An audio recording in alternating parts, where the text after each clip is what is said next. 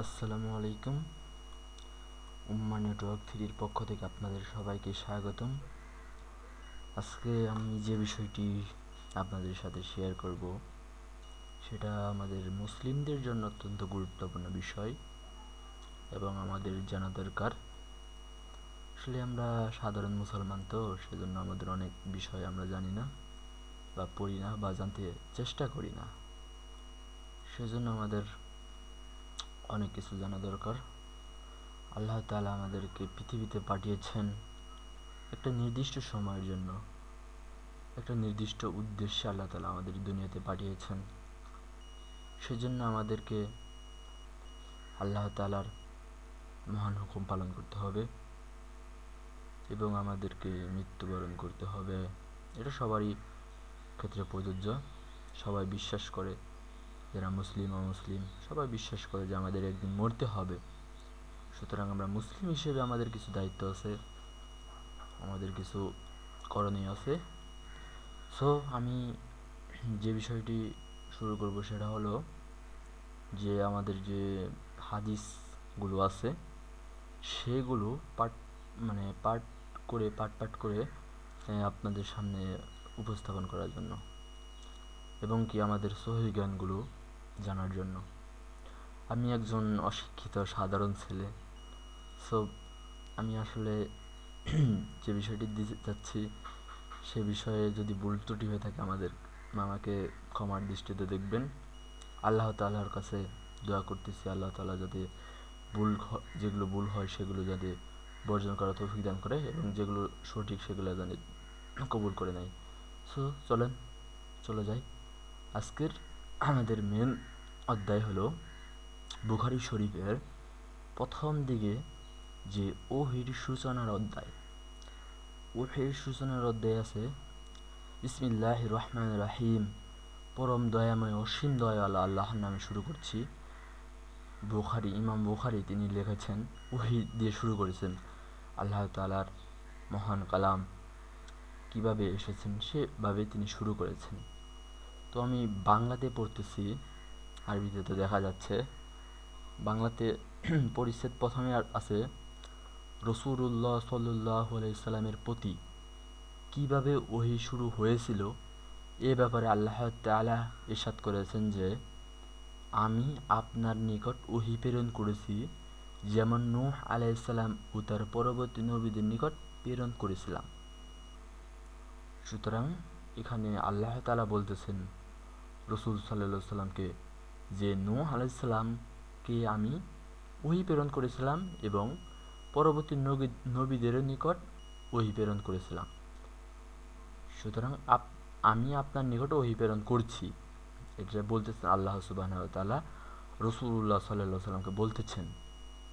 এক নাম্বার যে হুমায়দি রাদিয়াল্লাহু তাআলা আনহু আকলামা ইবনে ওয়াক্কাস আল লাইসি রাদিয়াল্লাহু তাআলা থেকে বর্ণিত যে আমি উমর ইবনুল খাত্তাব রাদিয়াল্লাহু তাআলাকে মিম্বারের উপর দাঁড়িয়ে বলতে শুনেছি, আমি রাসূলুল্লাহ সাল্লাল্লাহু আলাইহি সাল্লামকে ইবাদত করতে শুনেছি প্রত্যেক কাজ নিয়তের সাথে সম্পর্কিত, আর মানুষ তার নিয়ত অনুযায়ী ফল পাবে।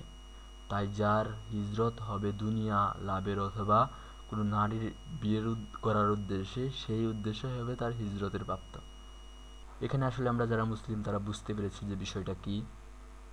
আমাদের যে কোনো জিনিসেরই একটা নিয়ত, একটা উদ্দেশ্য থাকে। সে বিষয়ে রাসূল সাল্লাল্লাহু আলাইহি সাল্লাম ইরশাদ করতেছেন, আল্লাহ তাআলা বলতেছেন যে তোমরা যা নিয়ত করবে, যে কোনো বিষয়ের উপর যে নিয়ত করবে তারই ফল তোমরা পাবে।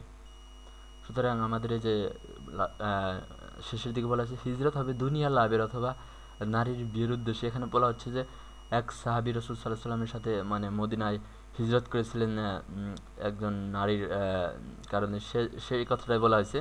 তবে সেই উদ্দেশ্যে হবে তার হিজরতের প্রাপ্য। এখানে সেই কথাটা মূলত বলা হয়েছে। আর দ্বিতীয় নম্বর হাদিস হচ্ছে আব্দুল্লাহ ইবনু ইউসুফ রাদিয়াল্লাহু তাআলা আনহু আয়েশা রাদিয়াল্লাহু থেকে বর্ণিত, হারিস ইবনে হিশাম রাদিয়াল্লাহু রাসূল সাল্লাল্লাহু আলাইহি সাল্লামকে জিজ্ঞাসা করিলেন, ইয়া রাসূলুল্লাহ, আপনার প্রতি ওহী কিভাবে আসে? রাসূলুল্লাহ সাল্লাল্লাহু আলাইহি সাল্লাম বললেন, কোনো সময় তা ঘণ্টা দনির নাই আমার নিকট আসে। মানে আমরা যে কলেজে স্কুলে দেখতে পাই যে এক ঘন্টা পর পর বা ক্লাস টাইম শেষে একটা ঘণ্টাধ্বনি আওয়াজ দেয়, সেটার কথা বলা হয়েছে এখানে। আর এটি আমার উপর সবচাইতে কষ্টদায়ক হয়, এবং তার সমাপ্ত হতেই ফেরেশতা যা বলেন আমি তা মুখস্থ করে নিই। আবার কখনো ফেরেশতা মানুষের আকৃতিতে আমার সঙ্গে কথা বলেন, তিনি যা বলেন আমি তা মুখস্থ করে ফেলি।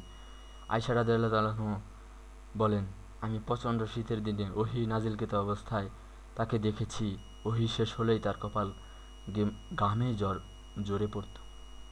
এখানে রাসূল সাল্লাল্লাহু আলাইহি ওয়াসাল্লামের প্রতি কীভাবে ওহী নাজিল হয়েছিল সে বিষয়ে বলা হয়েছে, এবং তিনি ওহী নাজিলের সময় কীরকম অবস্থায় থাকতেন সেটার কথা বলা হয়েছে। আর আয়েশা রাদিয়াল্লাহু আনহার কথা তিনি বর্ণনা করেছেন যে রাসূল সাল্লাল্লাহু আলাইহি ওয়াসাল্লাম প্রচণ্ড শীতের মধ্যেও তার ওহী নাজিল হওয়ার সময় ঘাম ঝরে পড়ত। আরেকটা কথা বলে নেই যে আমরা যে দুইটা হাদিস পড়লাম, তো আমাদের আল্লাহ সুবহানাহু ওয়া তাআলা বলেছেন যে, রাসূল সাল্লাল্লাহু আলাইহি ওয়াসাল্লাম বলেছেন যে তোমরা যদি হাদিস পড়ো, আমল করো আর না করো, তবে যদি হাদিসটা পড়ো বা দেখো, তোমাদের 1000 রাকাত নফল নামাজ পড়লে যে ইবাদতটা হয় সেটা আল্লাহ তাআলা আমাদের আমলনামায় দিয়ে দিবেন। সুতরাং আমরা একটু কষ্ট করে একটু দেখার চেষ্টা করি। 3 নম্বর হাদিসটি আসছে যে ইয়াহইয়া ইবনু বুকারহ রাদিয়াল্লাহু তাআলা আয়েশা রাদিয়াল্লাহু তাআলা বর্ণিত করেন, তিনি বলেন রাসূলুল্লাহ সাল্লাল্লাহু আলাইহি ওয়াসাল্লামের প্রতি সর্বপ্রথম যে ওহী আসে তা ছিল ঘুমের মধ্যে সত্য স্বপ্নরূপে। যে স্বপ্নই তিনি দেখতেন তা একেবারে ভোরের আলোর ন্যায় প্রকাশ পেত। তারপর তার কাছে নির্জনতার প্রিয় হয়ে পড়ে এবং তিনি হেরা গুহায় নির্জনে থাকতেন। আপন পরিবারের কাছে ফিরে আসা এবং কিছু খাদ্য সামগ্রী সঙ্গে নিয়ে যাওয়া, এভাবেই সেখানে তিনি একাদরে বেশ কয়েক রাত ইবাদতে নিমগ্ন থাকতেন। তারপর খাদিজা রাদিয়াল্লাহু তাআলার কাছে ফিরে এসে আবার অনুরূপ সময়ের জন্য কিছু খাদ্য সামগ্রী নিয়ে যেতেন। এমনিভাবে হেরা গুহায় অবস্থানকালে একদিন তার কাছে ওহী এলো। তার কাছে ফেরেশতা এসে বললেন, পড়ুন, ইকরা। রাসূল সাল্লাল্লাহু আলাইহি ওয়াসাল্লাম বললেন, আমি বললাম আমি পারি না। তিনি বললেন, তারপর জিবরাইল আলাইহিস সালাম বললেন, তিনি আমাকে জড়িয়ে ধরে এমনভাবে চাপ দিলেন যে, রাসূল সাল্লাল্লাহু আলাইহি ওয়াসাল্লাম বলতেছেন যে জিবরাইল আলাইহিস সালাম তাকে চাপ দিলেন, আমার অত্যন্ত কষ্ট হলো। রাসূল সাল্লাল্লাহু আলাইহি ওয়াসাল্লাম বলতেছেন, তারপর তিনি আমাকে ছেড়ে দিয়ে বললেন, পড়ুন। আমি বললাম, আমি তো পারি না, আমি তো পড়ি না। তিনি দ্বিতীয়বার আমাকে জড়িয়ে ধরে এমনভাবে চাপ দিলেন যে আমার অত্যন্ত কষ্ট হলো। এরপর তিনি আমাকে ছেড়ে দিয়ে বললেন, পড়ুন। আমি জবাবে দিলাম, আমি তো পারি না।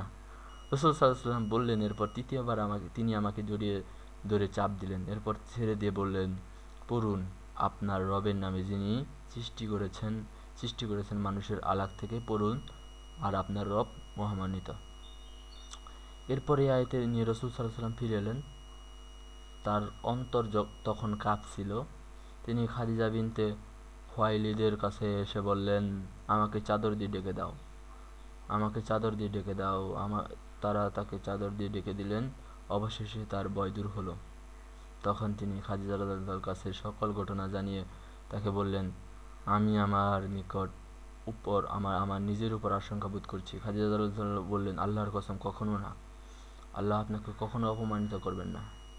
আপনি তো আত্মীয় স্বজনদের সাথে সদ্ব্যবহার করেন, অসহায় দুর্বলদের দায়িত্ব বহন করেন, নিঃস্বকে সাহায্য করেন, মেহমানদের মেহমানদারি করেন এবং যারা দুর্দশাগ্রস্ত তাদের সাহায্য করেন। এরপর তাকে নিয়ে খাদিজা রাদিয়াল্লাহু তাআলার চাচাতো ভাই ওয়ারাকা ইবনে নাউফিল ইবনে আবদুল আসাদ বিন আবদুল ইজ্জার কাছে গেলেন। তিনি জাহেলি যুগের সে যুগের ঈসাই ধর্ম গ্রহণ করেছিলেন। তিনি সে যুগের অনেক জ্ঞানী একজন লোক ছিলেন এবং তিনি এ সম্পর্কে জানতেন। তিনি বিভিন্ন ভাষা লিখতে জানতেন, যেমন ইব্রানি ভাষা লিখতে জানতেন। আল্লাহর তৌফিক অনুযায়ী ইব্রানি ভাষায় ইঞ্জিন থেকে অনুবাদ করতেন, এবং তিনি ছিলেন অত্যন্ত বয়োবৃদ্ধ এবং অন্ধ হয়ে গিয়েছিলেন, অনেক বয়স হয়ে গিয়েছিল এবং তার অন্ধ হয়ে গেছিল। খাদিজা রাদিয়াল্লাহু তাআলা তাকে বললেন, হে চাচাতো ভাই, আপনার ভাতিজার কথা শুনুন। ওয়ারাকা তাকে জিজ্ঞেস করলেন, ভাতিজা, তুমি কি দেখো? রাসূল সাল্লাল্লাহু আলাইহি ওয়াসাল্লাম যা দেখেছিলেন সবই খুলে বললেন। উপরে যে কথাগুলো বললাম সেগুলো বলেছিলেন। তখন ওয়াকাদা তাকে বললেন, ইনি সেই দ্রুত যাকে আল্লাহ মুসা আলাইহিস সালামের কাছে পাঠিয়েছিলেন, মুসা আলাইহিস সালামের কাছে পাঠিয়েছিলেন, মানে নবী হিসেবে ইনি বলতে চাচ্ছেন যে ইনি সেই একজন লোক যে আল্লাহ মুসা আলাইহিস সালামের কাছে পাঠিয়েছিলেন।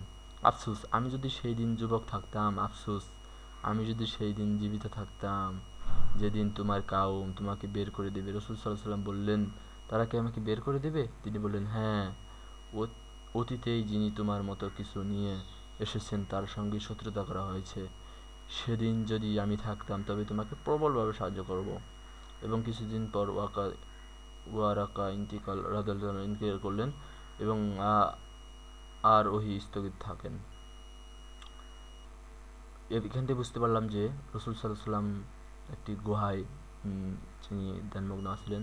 তখন তার উপর ওহী নাজিল হলো এবং রাসূলুল্লাহ সাল্লাল্লাহু আলাইহি ওয়াসাল্লাম তার নিজ বাসায় ফিরে আসলেন। খাদিজা রাদিয়াল্লাহু আনহা বললেন এবং সে তার চাচাতো ভাইয়ের কাছে নিয়ে গেলেন এবং তার চাচাতো ভাই ছিলেন সে যুগের শ্রেষ্ঠ জ্ঞানীগুণী লোক এবং সে ইব্রানি ভাষায় ইনজিল পড়তে জানতেন এবং রাসূল সাল্লাল্লাহু আলাইহি ওয়াসাল্লাম আসবেন তার আগমন আভাস হিসেবে ইব্রানি ভাষায় কিছু আভাস দিচ্ছিল যে নবীরা মানে সে কষ্ট পাবে, এরকম কিছু আর কি। ইবন শিহাব রাদিয়াল্লাহু আনহু জাবির ইবনে আব্দুল্লাহ আনসারী রাদিয়াল্লাহু আনহু ওহী স্থগিত হওয়ার প্রসঙ্গে বর্ণনা করেন যে রাসূল সাল্লাল্লাহু আলাইহি ওয়াসাল্লাম বলেন, একদা আমি হেঁটে চলছি, হঠাৎ আকাশ থেকে একটি আওয়াজ শুনতে পেয়ে চোখ তুলে তাকালাম। এবার আকাশ থেকে আমরা প্রথমে শুনছিলাম যে ঘন্টার ধ্বনির মতো বিভিন্ন সময় বিভিন্ন, কিন্তু এবার হচ্ছে আকাশ থেকে হঠাৎ একটি আওয়াজ শুনতে পেলেন। দেখলেন সেই ফেরেশতা যিনি হেরায় আমার কাছে এসেছিলেন, মানে জিবরিল আলাইহিস সালাম আসমান ও জমিনের মাঝখানে একটি কুরসিতে বসে আছেন। এতে আমি ভয় পেয়ে গেলাম। তৎক্ষণাৎ আমি ফিরে এসে বললাম, আমাকে বস্ত্রবৃত্ত করো, আমাকে বস্ত্রবৃত্ত মানে আমাকে কিছু জড়িয়ে দাও, এরকম কথা বলছিলেন। তারপর আল্লাহ তাআলা নাজিল করলেন, হে বস্ত্রাদিত, উঠুন, সতর্কবাণী প্রচার করুন, আপনার রবের শ্রেষ্ঠত্ব ঘোষণা করুন, আপনার পোশাক পবিত্র রাখুন, অপবিত্রতা থেকে দূরে থাকুন। সুতরাং দেখেন, প্রথমেই কিন্তু আমাদের পবিত্রতার ঘোষণা এখানে দেওয়া হয়েছে। এরপর ব্যাপকভাবে পরপর ওহী নাজিল হতে লাগলো। আব্দুল্লাহ ইবনে ইউসুফ রাদিয়াল্লাহু আনহু আবু সালেহ রাদিয়াল্লাহু আনহু অনুরূপ বর্ণনা করেন। হেলাল ইবনে রাদ্দাদ রাদিয়াল্লাহু আনহু জুহরি রাদিয়াল্লাহু আনহু অনুরূপ বর্ণনা করেছেন। ইউসুফ ও মারার এর স্থলে বা ওয়াজিরুহু শব্দ উল্লেখ করেছেন। সুতরাং আমাদের আজকে এই হাদিসটা একটু বড় হয়ে গেছে। আজকে 3 পর্যন্তই থাকা যাক। চারটা দেখি কি হয়। মুসা আলাইহিস সালাম, মুসা ইবনে ইসমাইল রাদিয়াল্লাহু আনহু ইবনে আব্বাস রাদিয়াল্লাহু আনহু বর্ণিত মহান রব্বুল আলামিন আল্লাহর বাণী তাড়াতাড়ি ওহী আয়ত্ত করার জন্য আপনার জিহ্বা ও তার সাথে নাড়াবেন না। মানে এটা আল্লাহ তাআলা রাসূল সাল্লাল্লাহু আলাইহি ওয়াসাল্লামকে বলতেছেন। এর ব্যাখ্যায় তিনি বলেন, রাসূল সাল্লাল্লাহু আলাইহি ওয়াসাল্লাম ওহী নাজিলের সময় তা আয়ত্ত করতে বেশ কষ্ট স্বীকার করতেন এবং প্রায়ই তিনি তার উভয় ঠোঁট নাড়াতেন। ইবনে আব্বাস রাদিয়াল্লাহু আনহুকে, আমি তোমাকে দেখানোর জন্য দুটি নাড়াচ্ছি, যেভাবে রাসূল সাল্লাল্লাহু আলাইহি ওয়াসাল্লাম তারা নাড়াতেন। মানে বর্ণনা করার সময় রাসূল সাল্লাল্লাহু আলাইহি ওয়াসাল্লাম যেভাবে নাড়াতেন সেইভাবে আপনি দেখাচ্ছেন। বর্ণনা করার সময় কিন্তু সাদ রাদিয়াল্লাহু আনহু তার সাগরিদের বলেন, আমি ইবনে আব্বাস রাদিয়াল্লাহু আনহুকে যেভাবে তার ঠোঁট দুটি নাড়াতে দেখেছি সেভাবে আমার ঠোঁট দুটি নাড়াচ্ছি। এই বলে তিনি তার ঠোঁট দুটি নাড়ালেন এবং এ সম্পর্কে আল্লাহ তাআলা নাজিল করলেন, তাড়াতাড়ি ওহী আয়ত্ত করার জন্য আপনি আপনার জিহ্বা তার সাথে নাড়াবেন না। আল্লাহ তাআলা দেখেন রাসূল সাল্লাল্লাহু আলাইহি ওয়াসাল্লামের প্রতি কত দয়া, কত নিষ্ঠাবান ছিলেন এবং কত ভালোবাসতেন। এর সংরক্ষণ ও পাঠ করানোর দায়িত্ব আমারই। আল্লাহ তাআলা বলতেছেন, এর দায়িত্ব সম্পূর্ণ আমার উপর। আজ থেকে 1400 বছর আগেকার কুরআন এখনো সেরকমই আছে। আল্লাহ তাআলার অশেষ রহমত। ইবনে আব্বাস রাদিয়াল্লাহু আনহু বলেন, এর অর্থ হলো আপনার অন্তরে তার সংরক্ষণ করা এবং আপনার দ্বারা তা পাঠ্য করেন। সুতরাং যখন আমি তা পাঠ্য করি আপনি সে পাঠের অনুসরণ করুন। ইবনে আব্বাস রাদিয়াল্লাহু আনহু বলেন, অর্থাৎ মনোযোগ সহকারে শুনুন এবং চুপ থাকুন, এটা বলতেছেন। এরপর তার এর বিশদ ব্যাখ্যায় দায়িত্ব আমারই, অর্থাৎ আপনি তা পাঠ্য করবেন, এটা আমার দায়িত্ব। আল্লাহ তাআলা রাসূল সাল্লাল্লাহু আলাইহি ওয়াসাল্লামকে বলতেছেন। তারপর তখন রাসূল সাল্লাল্লাহু আলাইহি ওয়াসাল্লামের কাছে জিবরিল আলাইহিস সালাম আসতেন। তখন তিনি মনোযোগ সহকারে কেবল শুনতেনই, কথা বলতেন না বা চুপ করে থাকতেন। জিবরিল আলাইহিস সালামের চলে গেলে তিনি যেমন পড়ছিলেন রাসূল সাল্লাল্লাহু আলাইহি ওয়াসাল্লাম ঠিক তেমনই পড়তেন। এটা রাসূল সাল্লাল্লাহু আলাইহি ওয়াসাল্লামের একটা মুজিজা। আর আপনারা এই সাইটটাতে যে আপনারা ভিজিট করতে পারেন quranalalu.com। এখানে যে অনেক কিছু পাবেন। 5 নম্বর হাদিস অবদান রাদিয়াল্লাহু বিশর ইবনে মুহাম্মদ রাদিয়াল্লাহু ইবনে আব্বাস রাদিয়াল্লাহু থেকে বর্ণিত, তিনি বলেন রাসূল সাল্লাল্লাহু আলাইহি ওয়াসাল্লাম ছিলেন সর্বশ্রেষ্ঠ দাতা, মানে দানকারী। রমজানে তিনি আরও বেশি বেশি দানশীল হতেন। রাসূল সাল্লাল্লাহু আলাইহি ওয়াসাল্লাম দানশীল অনেক। এবং যখন জিবরিল আলাইহিস সালাম তার সাথে সাক্ষাৎ করতেন, আর রমজানের প্রতি রাতেই জিবরিল আলাইহিস সালাম তার সঙ্গে সাক্ষাৎ করতেন, আর তারা পরস্পর কোরআন তেলাওয়াতে করে শোনাতেন। নিশ্চয়ই রাসূল সাল্লাল্লাহু আলাইহি ওয়াসাল্লাম রহমতের বাতাস থেকে অধিক দানশীল ছিলেন। সুতরাং আমাদের সামনে রমজান আসতেছে। আজকে হচ্ছে এপ্রিলের 21 তারিখ, মানে রমজান আসতেছে সামনে। আপনার সবাই রমজানের প্রস্তুতি গ্রহণ করুন আর ভালো থাকুন। আজকে এই পর্যন্তই। সুতরাং আমরা 5টি হাদিস শুনলাম, দেখলাম। তো আমার চ্যানেলটি সাবস্ক্রাইব করুন, উম্মাহ নেটওয়ার্ক 3। এটাই বিভিন্ন ধরনের ভিডিও পাবেন, বিভিন্ন ধরনের। সুতরাং আপনারা আমাদের সাথেই থাকুন, ভালো থাকুন, সুস্থ থাকুন। আল্লাহ তাআলা যাতে আমাদের ইসলাম বোঝার তৌফিক দান করেন এবং আমাদেরকে হেদায়েত দান করেন, আমিন। এখানে যদি ভুল মন্ত্র হয়ে থাকে আপনারা ক্ষমার দৃষ্টিতে দেখবেন এবং ভুল হলে আমাকে কমেন্টে জানাবেন। আর অবশ্যই চ্যানেলটি সাবস্ক্রাইব করবেন। আসসালামু আলাইকুম ওয়া রাহমাতুল্লাহি ওয়া বারাকাতুহু।